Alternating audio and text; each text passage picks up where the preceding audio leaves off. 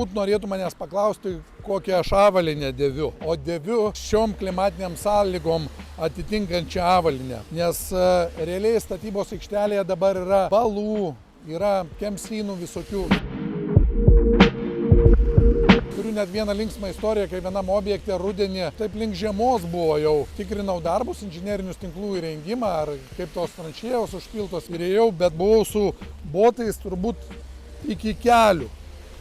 Ne, botai gal šiek tiek trumpesni buvo, bet įėjau ir taip įkritau su abiem kojom, kad buvau iki kelių grunte. Tai kad išlipti ir taip gavosi, kad kėliau koją, nesikėlė su tuo botu, ištraukiau iš boto su kojinė. Stovėt laikyti lygsvarą ir ras su visu to grožiu, su visom kelnėm, su viskuo. Tai bet buvo mintis aplankiusi, kad mane ir rastoj statybos aikšteliai, sušalusi ir išsimovusi iš batų. Tai va tokia gyvenimiška linksma istorija turiu. Labai dar tokią turiu blogą savybę, tai yra, kad žmona išleidžia su švariais batais į darbą, atvažiuoja ir atrodo, nu čia greit prabėgsiu ir neįsiterliosiu.